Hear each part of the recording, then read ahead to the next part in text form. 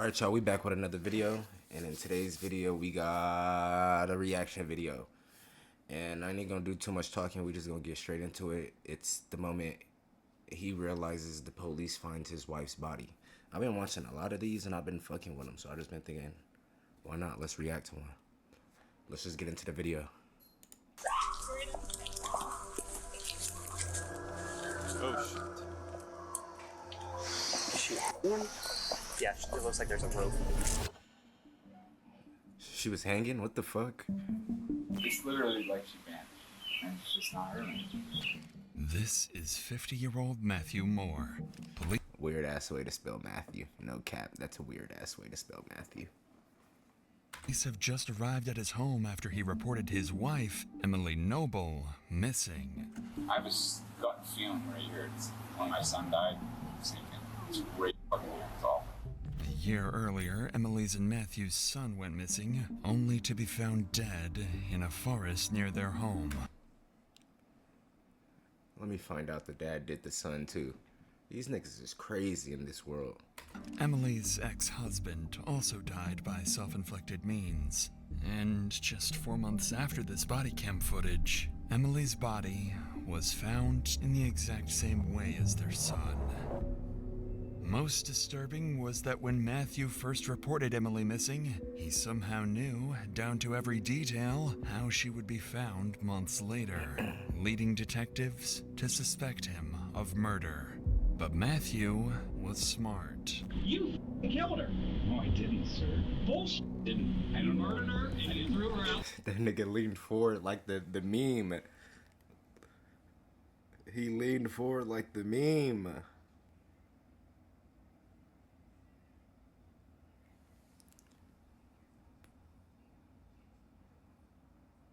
That nigga leaned forward and locked in. Fuck wrong with him. He's him. Like Isaac or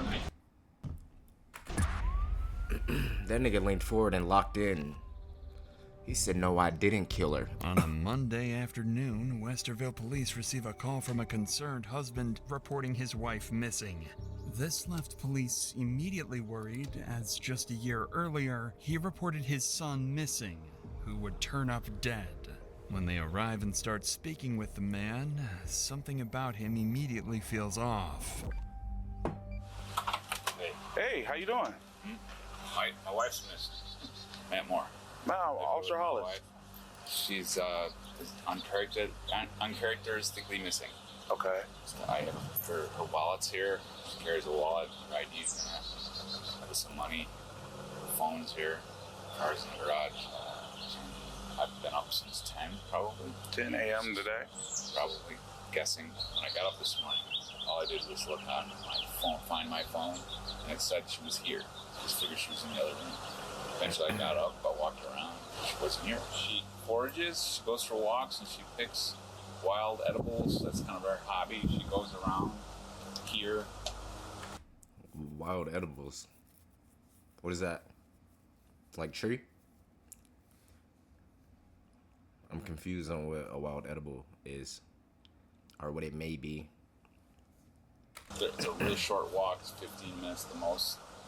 A lot of the time I was like, well, maybe she's just out doing that. But So you would know where we could look if we needed to go that way? yeah, but I mean, yeah, it's public, it's on a bike trail. I mean, I don't know why she would stop there. At this point, Emily Noble has been missing for 7 hours, and although Matthew has an idea of where she might be, he made no effort to search for her himself. His inaction is unusual, and over the next few minutes... Who is that? He got 2 shorties? No, let me chill. More red flags emerge, leading the officer to question Matthew's possible involvement in Emily's disappearance. I have a gut feeling right here. It's when my son died, same thing. It's great fucking here. It's awful. This is so unusual. I'm dying. I'm afraid something happened. This is not normal. Yeah, this isn't her. Has she ever threatened to harm herself? Ever done this before? No. Okay. Is y'all's relationship healthy? She never threatened to leave you or anything like that? No more than any other relationship. All right. So I see that the bed was made. Did you do that or she did that? That is I just noticed that. You're right. I didn't make the bed. She did. That bed was made when I got up to that. So she was, I'm guessing, here this morning. Where was her cell phone? Was it with her wallet? Yes. Okay.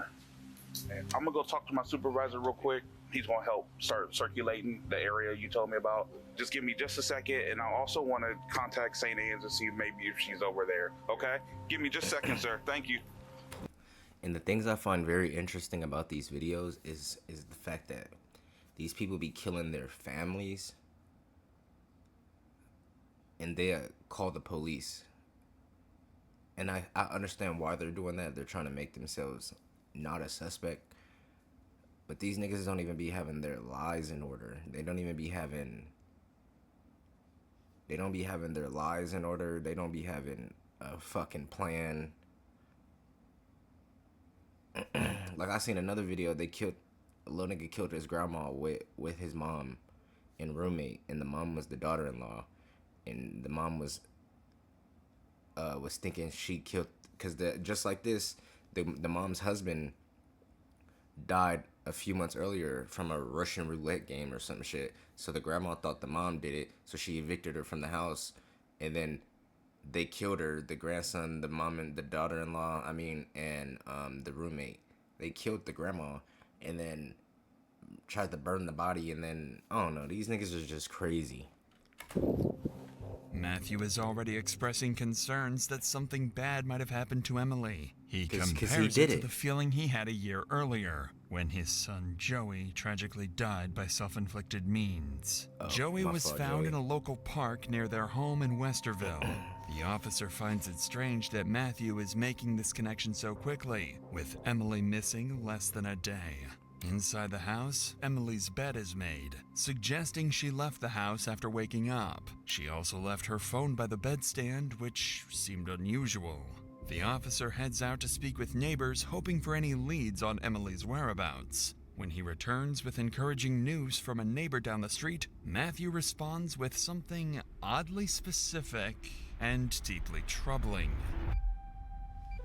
Sir? Okay. You don't have to knock. Come on. All right. So we found a little bit. And then they be trying to be all nice and what's the word I'm looking for? Like how he just, you don't have to knock, just come on in. Like, nigga, we know you did it. You're too nice. Of information. We still don't know where she is yet. Your neighbor saw her in the garage between 9 and 10 a.m. this morning. This morning? This morning. 10 in the morning. Yeah, around 9, 10 Awesome. o'clock. Can you show me her vehicle? Or is it better to go inside or this way? Let's go this way. Keys in the car.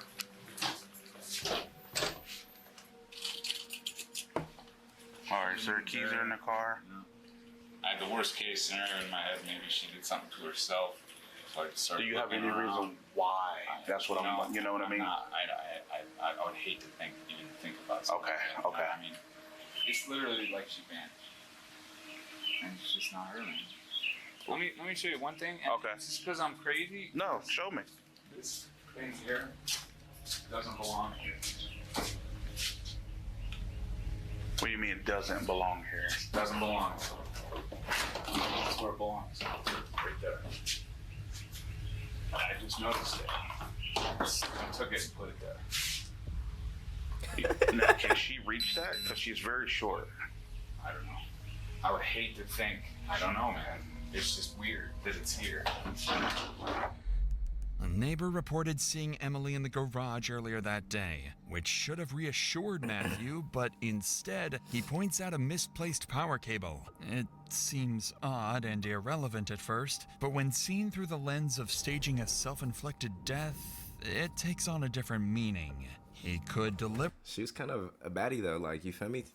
I mean, not a baddie, but like niche. You feel me? You gotta be into that type of shit. You feel me? Niche. deliberately be highlighting an object that might plausibly explain Emily's disappearance, while letting the officer draw the conclusion on his own. What troubles him more, however, is how certain Matthew already seems about her fate. With no evidence to This nigga back Matthew, that bro. claim, his certainty only makes him appear more suspicious. For the moment, the officer leaves Matthew's house and the police begin searching for Emily across Westerville.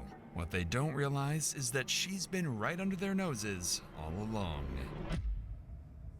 2 days after Emily's disappearance, police are running out of options. With no clear leads, they still have no idea where she might be or what happened to her. So while most of the Westerville PD continues searching, investigators bring Matthew in for a voluntary interview, hoping his insight might explain why Emily suddenly vanished. But the interview quickly takes a turn Matthew never expected. Sorry, man. Thank you. It's hard for me in here. Okay, I can appreciate that. You know, like I told you, when we were out there, you were not under arrest. You weren't handcuffed coming in, is that correct? Correct. Okay. And that door doesn't lock. This is a voluntary interview. We could have done this at my house. No, this part we can't do it. Because it's not voluntary. No, it's completely voluntary. Then I could leave if I want to. Yeah. I don't want to. I'm just. Yeah. You can try that door right now. At some point, could we like Try that door right now. Like, I want to get this going because I didn't do it, and I want you to find. Nigga, the police be telling the truth and they ass still seems like they lying, bro. I can never trust these niggas, bro. Why can't we do this at my house then? That's a good ass question. Cause they finna book your shit, nigga. And whatever that'll happen to it. Me too. I want it to happen. Matthew immediately questions the nature of this voluntary interview, even though the detective had just reiterated that it was entirely voluntary, already giving them a reason to be suspicious. And that he nigga's declares balding. he didn't do it. An He's odd fucking statement balding. considering his He's wife stressed was like a bitch. only missing for 2 days, and neither he nor the police have any idea what might have happened to her. With the formalities over, a second detective steps in.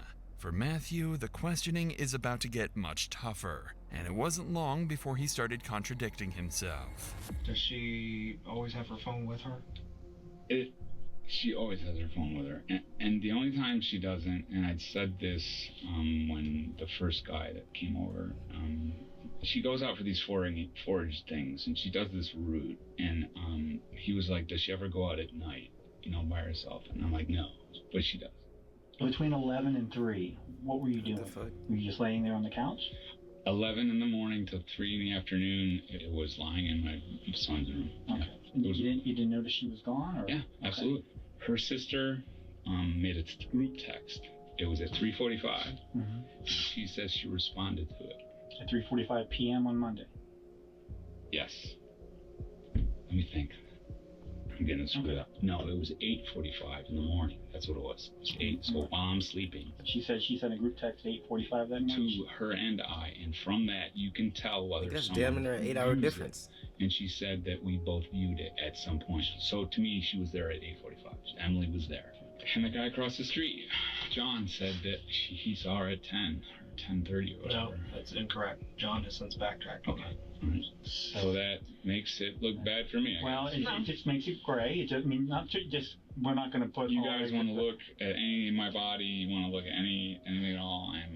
I'm here. Well, let's just talk, and I hope you guys know that I love my wife and I would never hurt her. Matthew gives conflicting answers about whether Emily might have gone out overnight, something detectives quickly pick up on.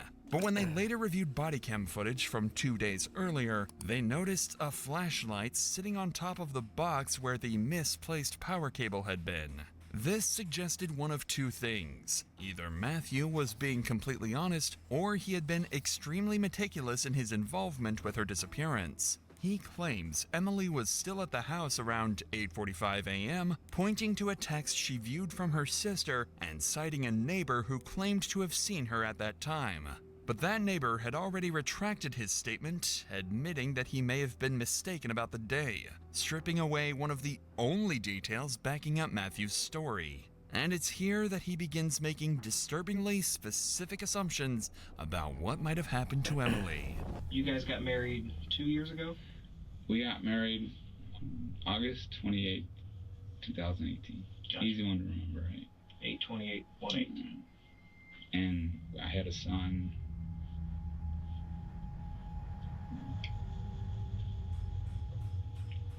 Now the waterworks, well, I was gonna say now the fake tears are coming because I still think he has something to do with the son dying. But if it was self-inflicted, then I don't want to, speak on that. Any tissues or anything? Drink of water? Okay. We know about him. We don't need to.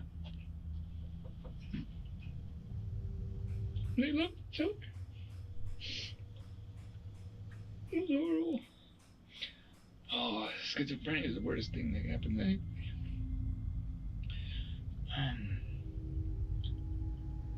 I don't know where to go now. What do you want to know? So scale of 1 to 10, relationship with her. What would you rate it? It would fluctuate, but we were on since 6 months. It was an 8. I did not hurt my wife. I did not hurt my wife. I loved her. I would speculate to say that she might have hurt herself, but if she did, I you loved would've found her. Past She would tense. have went. He knows he's speaking like she's down already dead. Somewhere close. He did that shit. Was there times when she would kind of say, I'm not afraid to do this? She's thinking, yeah. I mean, don't they all kind of be like that? And why would you think she would hurt herself? I mean, possibility. Because she was not that she ever would. I'm just saying she was emotional. She would get emotional. If you ask me if I had to bet, I feel like there was some foul play involved. I would think it's very odd that she would leave voluntarily, leave all of her possessions, items behind, not go to work. So it's a possibility. It's happened before, but very unlikely.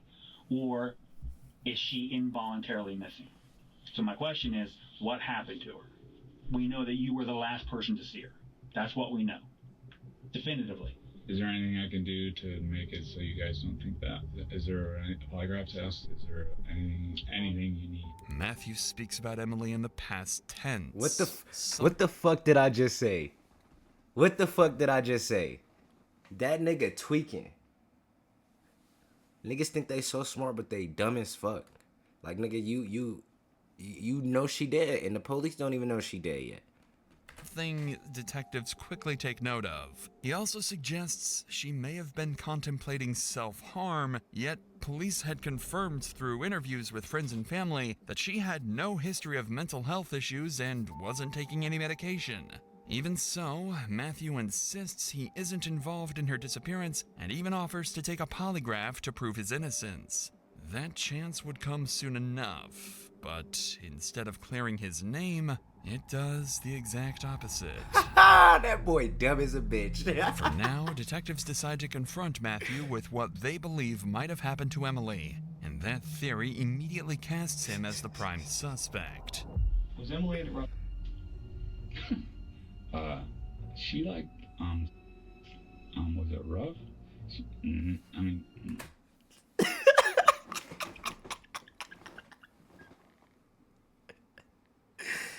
Yeah, she was into sex, but rough. Nah. I mean, Not really. he would beat no cheeks. No, but I mean, not to the point where she couldn't breathe or like really hardcore like that. That nigga Talking fantasizing. with one of her friends, there was a time within the last year where she had bruises on her. The friend was concerned that you were being physical abusive towards her. Dem then told her that, no, that's not the case. It was rough, which, again, completely legal. Well, there you go. I don't understand why that would Well, help you there find you go. where she is right now. Would you pass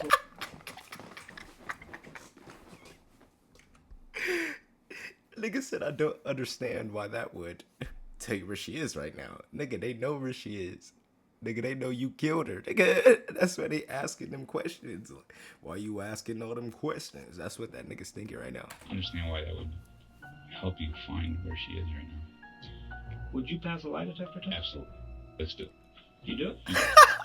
When asked directly, Matthew downplays their intimacy, insisting that they didn't really practice choking. Detectives immediately challenge this with messages between Emily and a friend. Only then does Matthew admit they engaged in it, though he frames it as something mutual and consensual rather than abusive. By now, detectives are increasingly skeptical of his version of events and decide to put him through a lie detector test, a test he had previously claimed he was eager to take. But it wouldn't go the way he expected.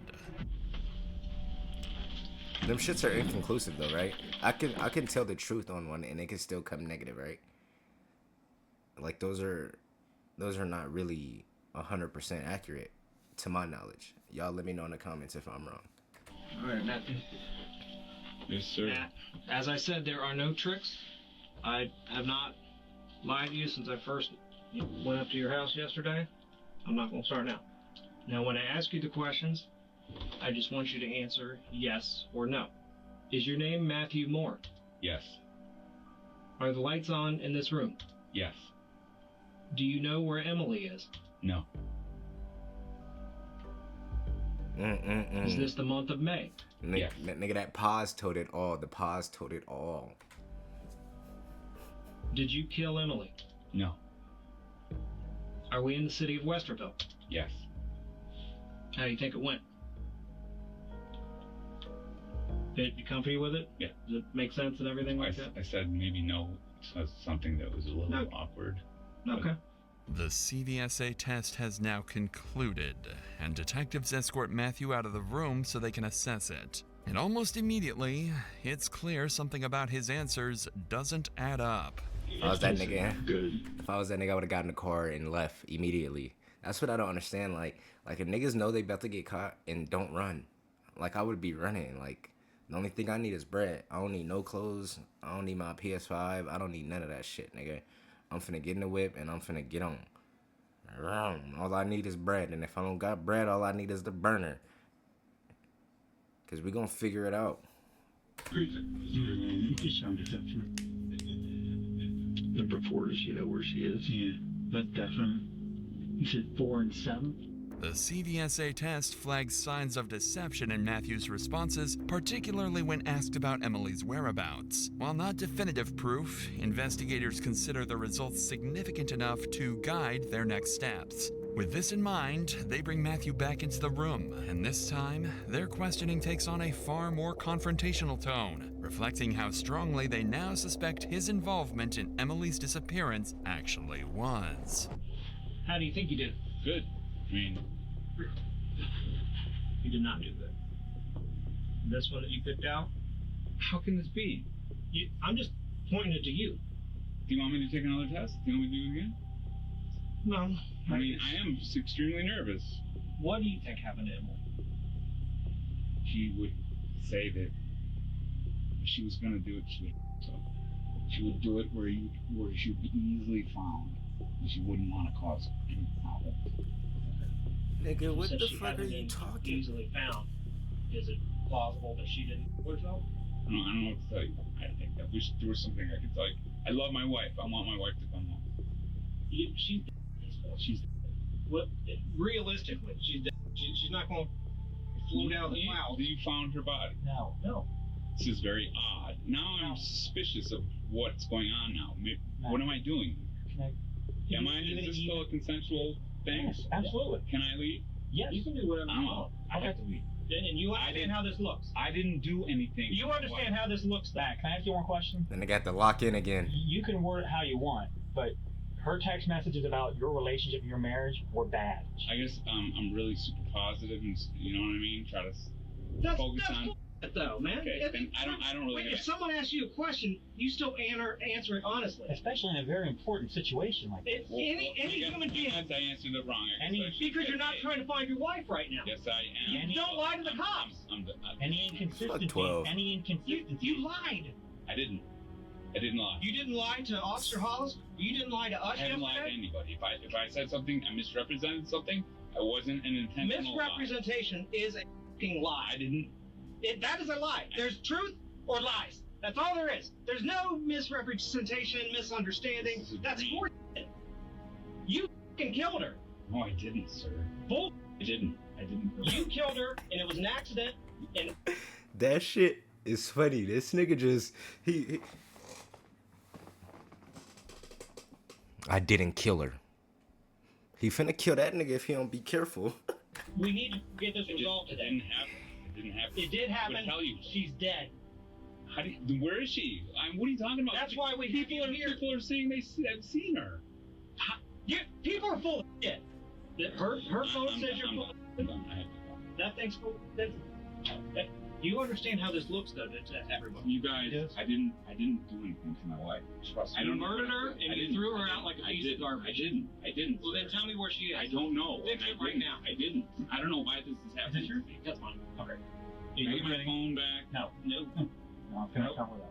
Westerville police didn't have evidence to hold Matthew, so he was released. But they continued to watch him closely. Inconsistencies in his story, his repeated references to Emily in the past tense, and the CDSA results all made investigators increasingly uneasy. A full-scale search was launched. Officers canvassed the neighborhood, local parks Emily frequented, nearby bike paths, and the wooded areas, including the park where Matthew's son had been found a year earlier, but they came up empty, and Emily's whereabouts remained unknown. That changed 4 months later when a group of women walking in a Westerville park near the couple's home discovered a body. The group of women immediately called 911 and Does a group of women get the 10 bands? officers rushed to the scene. They knew the dead body could be the very person they had been searching for over the past several months. What they didn't expect was that the body would be discovered exactly as Matthew had described months earlier. So you heard this call, right? Yep, 1018. Person. Yep.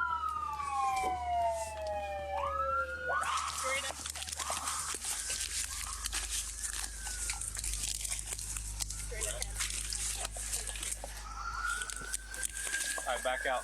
Hey! Hey! Get them out of here. Set up crime scene tape. Yep. She's been there a long time. Yeah. What was it? May? May was when she was. It's in there. Dude, look how it's decayed and everything. So the big thing now is setting up a perimeter. You know who this likely is. Yes. And getting a car over to that house. To tell him. Hey, Dickinson. Dickinson. Make sure those people aren't texting this out to anyone. Hey, Ross, grab their phones for right now. You guys take pictures or anything? All right, grab their phones for right now. Because the second this gets out, something's going to happen over there. Yep. So.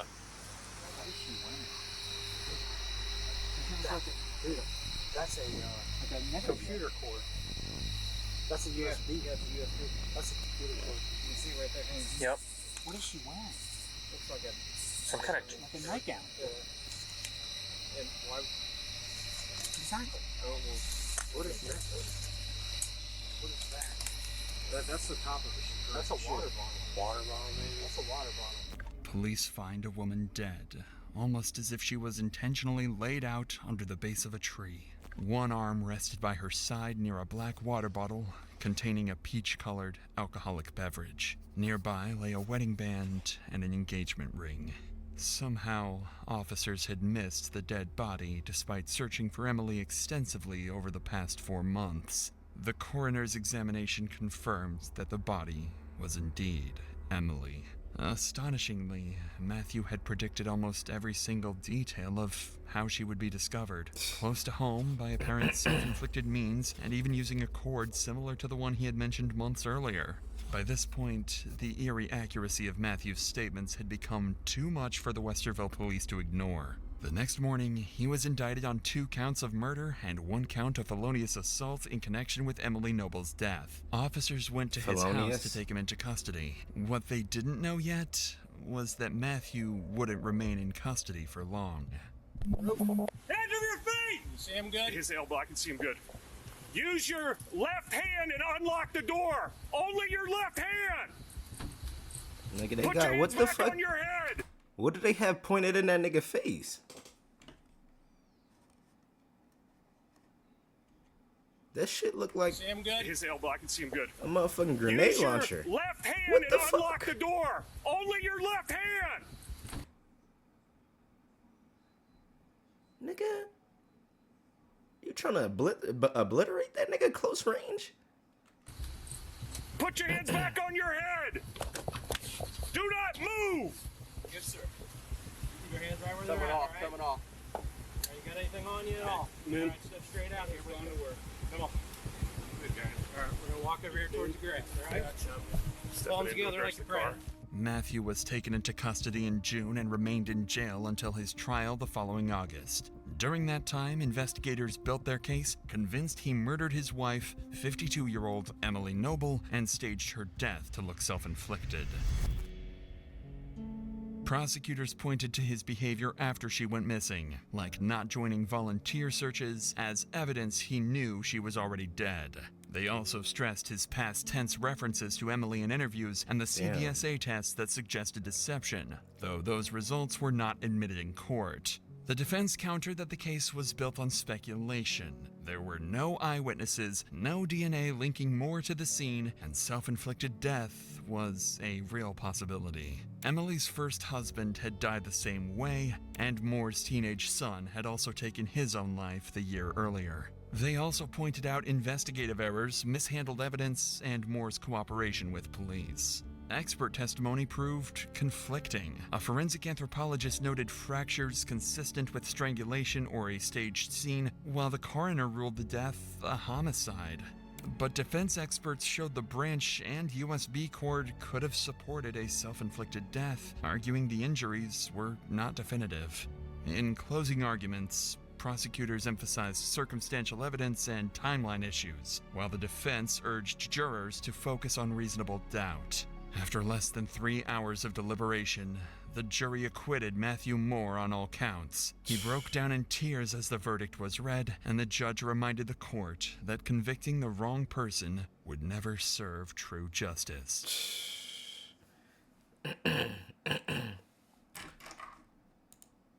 I get myself. That's actually out of pocket that he beat the case. That nigga got 2 bodies. My bad. We're not going to consider the son a body. That nigga got a body on his belt and he just beat the case. Damn, my hand's hella ashy. That nigga just beat the case, gang, and cried because he knew he did it. See? You got to take that nigga as an example. Even though he didn't shut up, he stayed. No, I can't even say he stayed on his word. The police just couldn't do their job. Them niggas lost the case because they didn't want to do their job. I for sure thought he was going to get 37 years. That nigga beat his case, bro, and cried in front of them niggas twice. And let me know what y'all think in the comments, if he did it or not. Because I think he did that shit. He did that shit. What that nigga, Kanan said, I've known your father for a long time. Whatever they say he did that shit. Alright, much love, y'all. If y'all enjoyed this video, leave a like, comment, and subscribe. Gang.